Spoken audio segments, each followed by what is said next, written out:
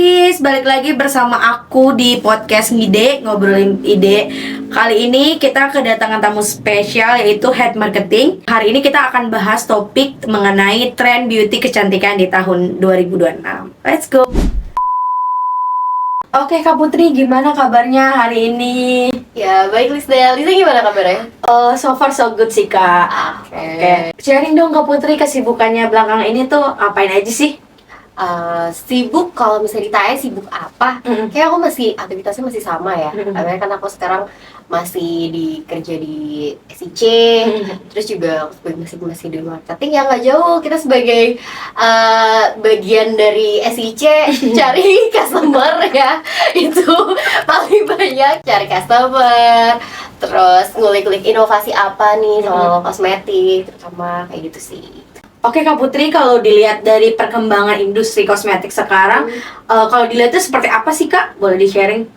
Perkembangannya ya, perkembangan kosmetik itu terus berkembang ya. Kalau ditanya, ya gak ada hentinya. Terus ada lagi yang baru. Inovasinya tuh gak berhenti kalau untuk kosmetik ya.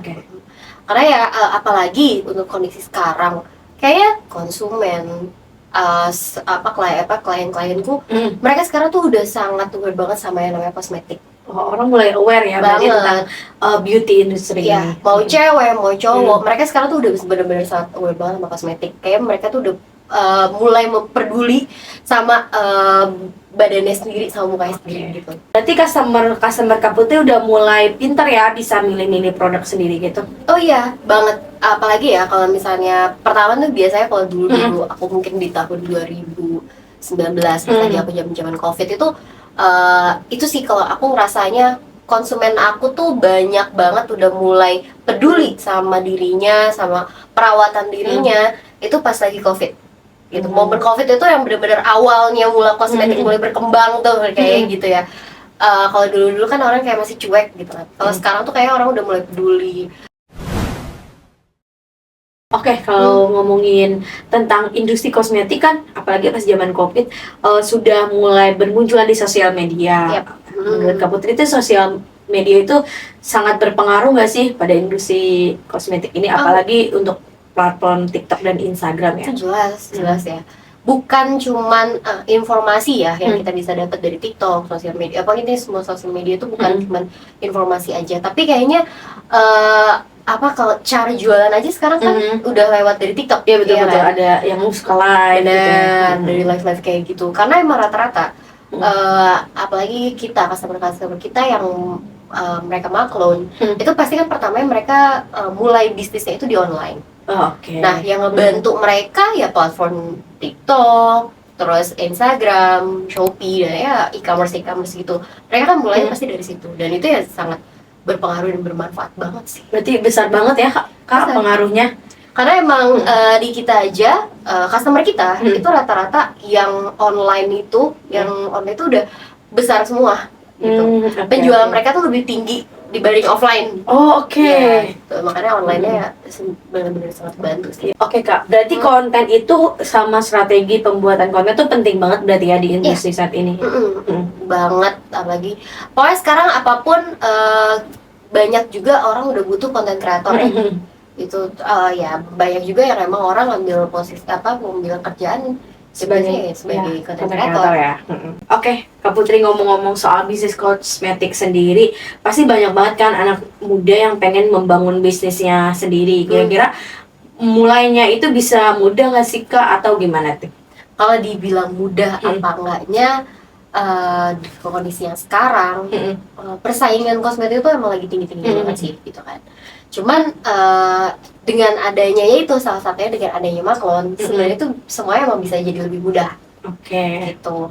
Karena orang nggak usah butuh bikin PT, nggak usah bikin pabrik atau segala macam gitu. Udah ada maklon, terus semua digarap sama maklon, diurusin semua dibantu sama ya maklon. Berarti ya Kak. Jadi orang yang benar-benar dari nol pun bisa. Karena yang penting kuncinya satu, yang penting lu punya modal, kelar deh gitu kan. Semua bisa diurus kayak gitu. Itu ya dibilang susah apa gampangnya kan, gimana nanti si konten kreatornya atau yang promosiinnya lah gitu.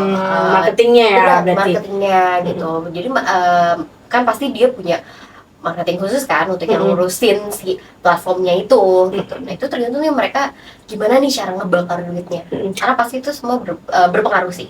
Berarti Maklon itu yang bantu proses untuk pembuatan produknya sendiri, jadi Gen Z itu atau anak muda itu tinggal proses jualan aja ya Kak? Benar, mereka udah siapin aja deh marketingnya berapa kayak gitu, bakar uangnya dari platform berapa gitu pokoknya. Karena barangnya, produknya itu udah yang ngurus ya dari Maklonnya aja. Jadi nggak usah punya pabrik sendiri ya Kak? Enggak dong, enggak, karena ya sekarang kan ya udah semua tuh harus dibikin simpel. Apalagi Gen Z kan pengennya kayak gitu. Iya pengen simpel sih, betul. Iya, yang kita beres, punya modal, perizinannya, pengeluaran produksinya, pas segala macam itu kalau udah sama Maklon kita yang ngurusin. Kalau Gen Z belum punya konsep nih Kak, kira-kira kan banyak banget nih kita mau bisnis tapi kita belum punya konsepnya sendiri, apakah dibantu juga sih di Maklon? Salah satunya di Maklon itu awalnya itu kan pasti pas customer datang untuk Maklon ke tempat kita, namanya kita perusahaan jasa, ya otomatis yang kita tawarkan pertama kali adalah konsepnya. Oke. Tapi ya sekarang justru ya itu balik lagi karena banyaknya informasi dari mana-mana, terus juga sekarang kan semua konsep itu bisa diakses dari ChatGPT, Gemini dan segala macam gitu. Jadi ya mereka sekarang tuh udah nggak yang sementah itu sih, nggak sementah yang dulu ya. Yang persen sekarang justru customer datang itu mereka udah punya konsep walaupun memang dasar, tapi ya nanti kita olah lagi sih. Karena kan ada beberapa yang mereka pengen tuh A, B, gini gitu. Tapi kan ternyata ini nggak dibolehin nih gitu kan sama BPOM apa segala macamnya. Ya mereka harus ngikutin rulesnya itu. Berarti Maklon membantu ya Kak untuk customer itu mengembangkan konsepnya itu sendiri ya? Jelas, bantu banget. Nah biasanya apa aja sih Kak yang perlu kita siapin nih kalau kita mau membangun bisnis kosmetik? Di awal? Betul. Di awal itu yang pasti kita harus tahu dulu, customer tuh harus tahu dulu dia itu mau buat produknya itu apa, untuk apa, untuk siapa, gitu kan. Itu kan karena kan harus tahu dulu biar kita juga sebagai pihak Maklonnya nih bisa mengarahkan gitu. Karena kan kalau ya misalnya dia pengen bikin untuk bayi tapi pas lagi nyampe ke kita dia nggak menjelaskan gitu kan, pengen bikin buat bayi kan, itu bahaya juga gitu. Jadi ya langkah pertamanya harus tahu dulu marketnya mau kemana, arahnya mau kemana, siapa targetnya, itu sih. Nah dari konsep tadi Kak, kira-kira step selanjutnya apa aja sih yang perlu dijalankan? Karena dari konsep itu proses itu panjang banget. Biasanya kalau misalnya customer yang mau Maklon di tempat kita mau buatin produk itu nggak bisa instan juga. Mereka butuh waktu sekitar 3-4 bulan. Lumayan lama juga ya. Iya, karena kan kita ada proses yang namanya pembuatan sampel. Perizinannya dulu ya kan buat ke BPOM. Nah biasanya tuh ke BPOM 14 hari kerja gitu kan. Tapi kan ada yang proses submitnya, submit dokumennya dan segala macamnya, submit mereknya dulu segala macam gitu kan.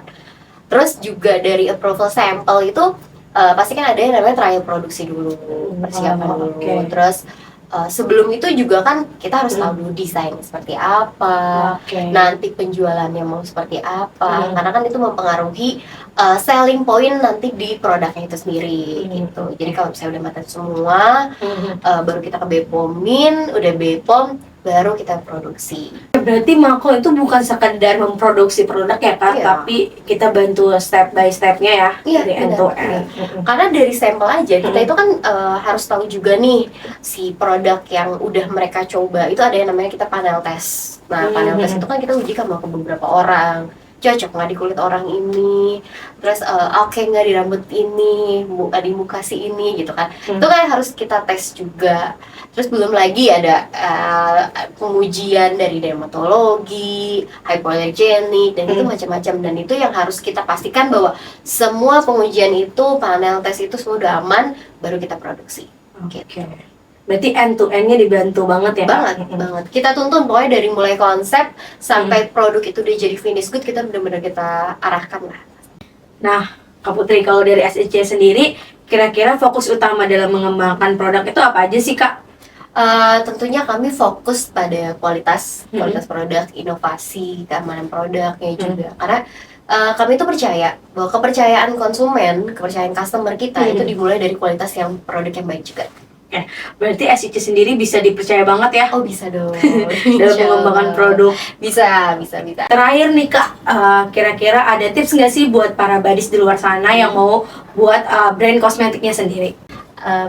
Ada dong. Jangan takut untuk memulai, tapi jangan juga asal mengikuti tren yang ada. Pahami market, bangun identitas brand yang kuat, fokus sama kualitas produknya, dan konsisten untuk membangun trust sama konsumennya nanti. Itu sih. Oke, siap Kak Putri. Oke Kak Putri, thank you banget hari ini udah sharing bareng kita. Pembahasan hari ini tuh seru banget ya teman-teman. Ternyata trend beauty saat ini itu nggak melulu soal produk, tapi ada branding, inovasi, dan juga pelayanan kita terhadap customer. Semoga podcast kali ini berguna buat teman-teman yang lagi mau ngembangin bisnisnya di industri kecantikan. Bye bye.